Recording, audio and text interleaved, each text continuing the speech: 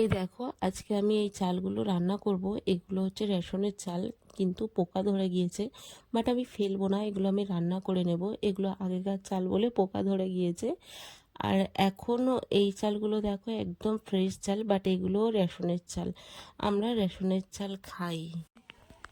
কিশোরী, কিশোরী, কিশোরী, কিশোরী, তোকে না পাইলে জানি না কি করি।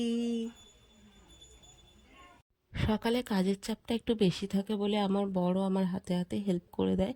যেমন বাবানকে খাইয়ে দিচ্ছে, দেখো আমার অনেকটা কাজ এগিয়ে যায়। এদিকে করেছি ডাল, মাছ মিশালি একটা সবজি করেছি, আর এখানে বাবানের জন্য 2 পিস মাছ ভেজে দিচ্ছি।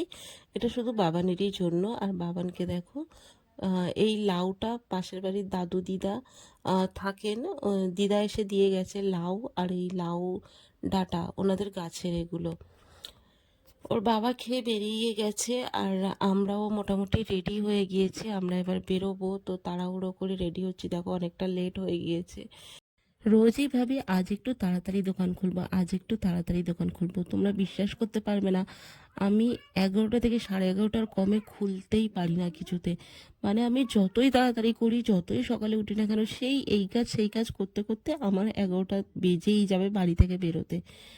যাই হোক গিয়ে, নেহাত নিজের দোকান, সেহেতু আমাকে কোনো মুখ শুনতে হয় না। অন্যের আন্ডারে কাজ করলে আমি রোজই মুখ খেতাম। তো চলো, আমরা এখন অটোতে উঠে গেছি, কিন্তু এখনও প্যাসেঞ্জার হয়নি। এবার আমাদের কিছুক্ষণ ওয়েট করতে হবে। প্যাসেঞ্জার পুরো ভর্তি না হলে অটো ছাড়বে না। দোকানে বসে লাড্ডু খেতে খেতে ভাবছিলাম যে কাস্টমারগুলো কোথায়, একটা কাস্টমারের দেখা পাওয়া যাচ্ছে না। তারপর বাবান এসে আমার গালে একটু লাড্ডু দিয়ে গেল, আর আমি বললাম টেস্টি টেস্টি। অনেক দিন ধরে মুখে কিছু করা হচ্ছে না, কারণ ঘর, কাজ, বাবুকে নিয়ে সামলাতে সামলাতে নিজের দিকে সেইভাবে আর খেয়াল দেওয়া হচ্ছে না। তো আজ ভাবলাম একটু মুখে ডিটেনই করা যাক। বিকেলে মানে সন্ধ্যার ঠিক আগে একটা কাস্টমার এসেছিল, বাট আমার দোকানে আজকে সারা দিন কারেন্ট নেই। সকাল থেকেই কারেন্ট নেই, রিজনটা আমি জানি না কেন, কিসের জন্য কারেন্ট নেই। তো মানে আমার যেহেতু ভাড়ার দোকান, আমি বলেছিলাম ভাড়ার দোকান নিচে যার দোকান তাকে বলেছিলাম, সে বললো কারেন্টের লোক এসে দেখবে। আর দেখো কাস্টমারটা এতটাই ভালো যে মোবাইলের লাইট ধরে ধরে আমি আইব্রো করছিলাম, উনি তাতে একটুও বিরক্ত ফিল হয়নি। মানে খুব ভালোভাবে আমার সাথে ব্যবহার করেছে। তো যখন কাস্টমারের থেকে এইরকম ভালো ব্যবহার পাই না, তখন নিজেদেরও ভীষণভাবে ভালো লাগে। আর সেই কাস্টমারের প্রতি শ্রদ্ধাটা আরও বেশি বেড়ে যায়।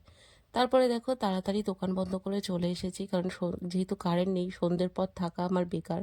তো বাড়িতে চলে এসেছি সন্ধে সন্ধে। এখানে বাবান এসে তো এইরকম খেলা তো পায় না, সবসময় আটকানো জায়গায় থাকে, তো ছুটে বেড়াচ্ছে চারিদিকে। ও খুব আনন্দ করছে, তো আমার এটা ভীষণ ভালো লাগছিল, কারণ ও সেইভাবে খেলতেই পারে না। আমি আর কতটুকু ওর সাথে খেলতে পারি বলো।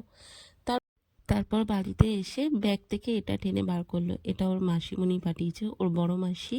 টিফিন বক্সটা টেনে বার করে বলছে মা খাবে খাবে। তো এতে কি আছে, এতে কি আছে আমিও জানি না, চলো দেখা যাক এর মধ্যে কি আছে। এটার মধ্যে আছে হচ্ছে কি পায়েস। তো বাবান এখন পায়েস খাবে, ওকে পায়েস খেতে দিয়ে আমি রান্নাঘরে চলে যাব, কারণ ওর রাতের খাবারটাও বানাতে হবে। যতটাও পায়েস খাবে খাবে, তারপরে এইটা খাবে, টমেটো টুইস্ট। এটা ওর বাবা ওর জন্য নিয়ে এসেছে, তো এটা গরম জলে ফুটিয়ে ওকে আমি খাইয়ে দেব। খাওয়ানো দাওয়ানো হয়ে গেছে, আর তারপরে দেখো ও ঘুমিয়েও পড়েছে। ও ঘুমানোর পর ওর বাবাও চলে এসেছে এদিকে, আর অনেকটাও রাত হয়ে গিয়েছে। আর ওর বাবা ফেরার পথে কিছু সবজি নিয়ে এসেছিল, তো আমরা সবজিটাই বেশি খাই। তো চলো কি কি সবজি এনেছে তোমাদেরকে দেখিয়ে দিয়ে। নিয়ে এসেছে পেঁয়াজ আর বেগুন, শিম আর উচ্ছে।